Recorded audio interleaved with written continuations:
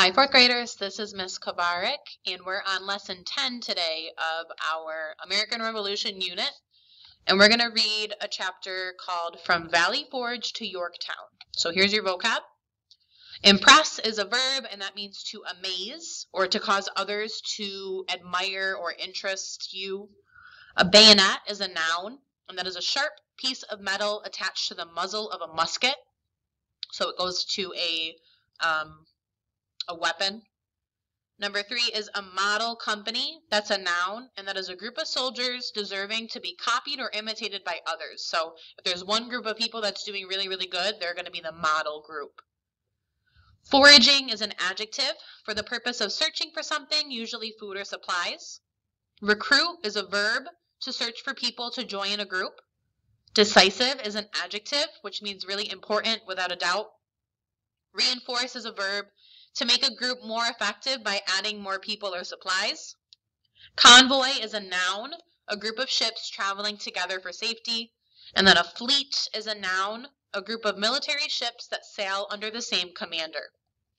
So this is chapter 6, and our big question: what European country joined the Continental Army to fight the British, and how did their help influence the outcome of the war? So the colonists are going to get some help from another country, and I want you to think about why that was so important. There is a saying, what doesn't kill you makes you stronger. The winter of 1777 to 1778 was a difficult time for Washington and his men. Those who survived that winter in Valley Forge came to think they were strong enough to survive just about anything.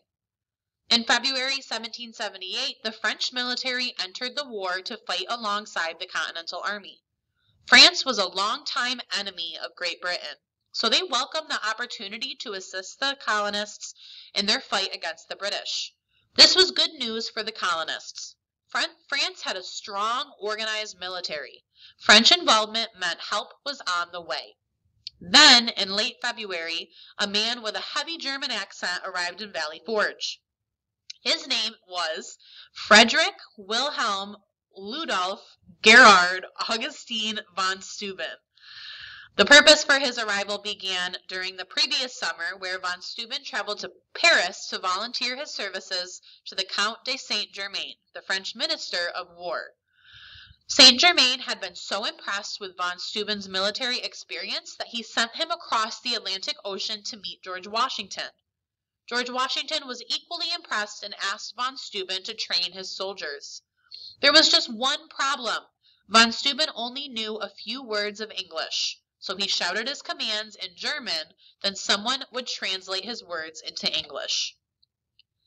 Von Steuben taught the Continental soldiers how to march and stand in formation. He taught them how to advance on the battlefield. He also taught them how to use the bayonets attached to their muskets. Excuse me. Von Steuben trained a model company, then the members of this model company trained other companies. Things began to improve in the spring of 1778. Washington sent out foraging parties to gather cattle, horses, corn, hay, and grains from the local people. They returned with enough food to feed the soldiers at Valley Forge. Washington also appointed a new quartermaster whose job was to make sure the army did not run out of food or supplies. And last but not least, Washington convinced the Continental Congress to send more money and to recruit more soldiers. By the time the Continental Army marched out of Valley Forge in June 1778, they were much better prepared to fight as an army. The newly trained Continental Army began to win more battles. Their first decisive victory came in the fall of 1781. At this point, much of the fighting had shifted south to Virginia and the Carolinas.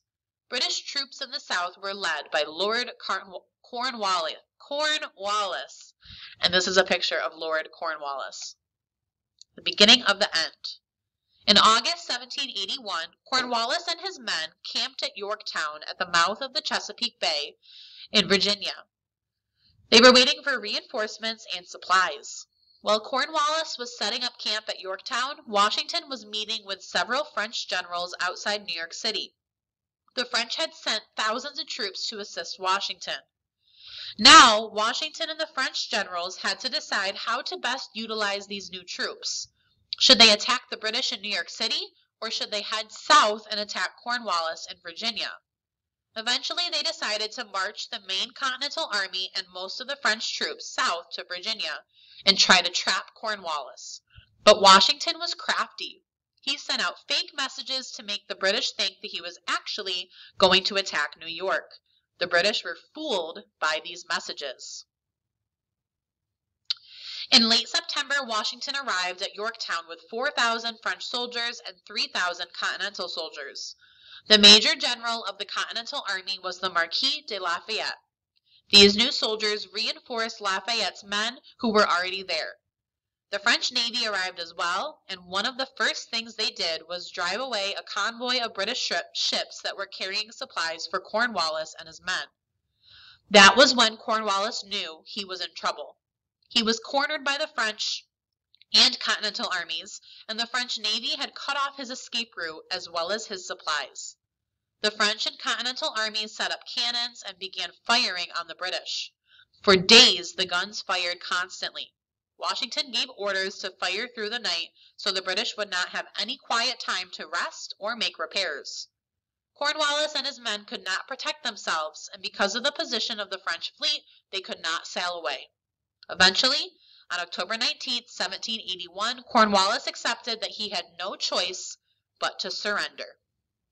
And this is a portrait. It's called The Taking of Yorktown. So a painting made by this artist. Thousands of people who lived in nearby towns and villages came out to watch the official surrender. The Continental Army lined up on one side of the road and the French on the other. At about 2 o'clock in the afternoon, the British Army marched between the lines of French and Continental troops to surrender. James Thatcher of Massachusetts was present at Yorktown and wrote an account of the surrender. It was about 2 o'clock when the captive army advanced through the line formed for their reception. Every eye was prepared to gaze on Lord Cornwallis, the object of peculiar interest and solicitude. But he disappointed our anxious expectations, pretending indisposition. He made General O'Hara his substitute as the leader of his army.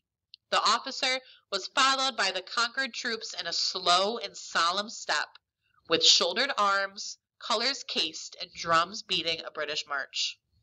So they were all looking for Lord Cornwallis, and he didn't even go. He sent this guy, General O'Hara, to go for him instead. So he chickened out. And this is called The Surrender of Lord Cornwallis, another painting. After General O'Hara surrendered, the British troops were directed to ground their arms. More than 7,000 British soldiers laid down their guns. Of course, as James Thatcher recorded, many of them were not happy about it. Some of the platoon officers appeared to be exceedingly chagrined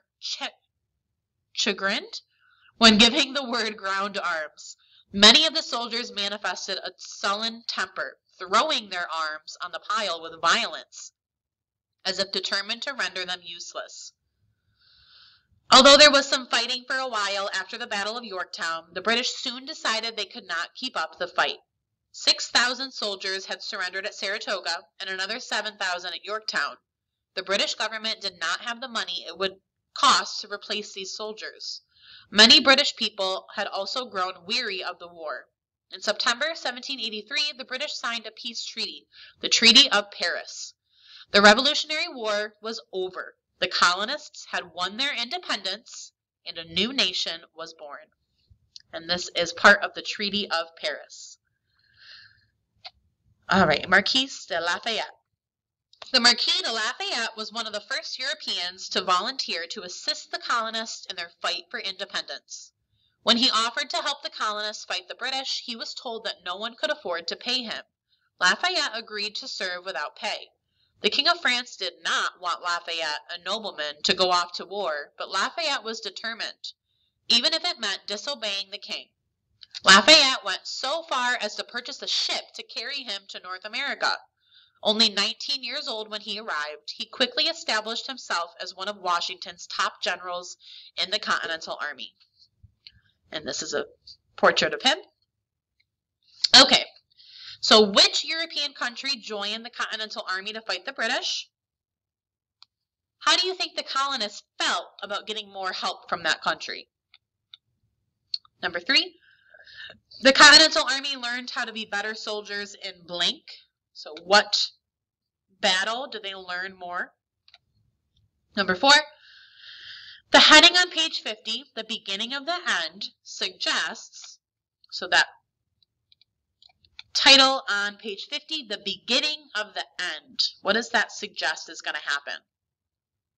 Number 5, why did Washington trick the British into thinking he planned to attack New York? 6, what surprise does James Thatcher reveal in his account of the surrender at Yorktown? So reread his account of that surrender and what did he reveal? Number 7, the text says that the British troops were directed to ground their arms. What does that mean, ground their arms? Number 8, what word best describes the Marquis de Lafayette?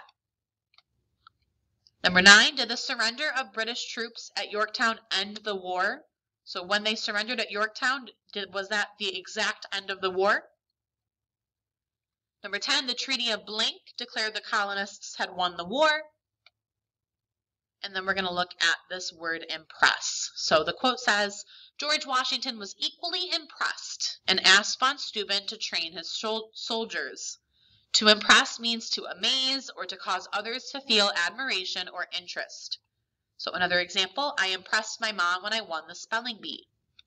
So what part of speech is impress? And then I want you to give me an antonym, which is an opposite, and then tell me which of these would impress your teacher. So working with that vocab word, impress. For skills today, I'm going to do a separate video because we have a spelling assessment.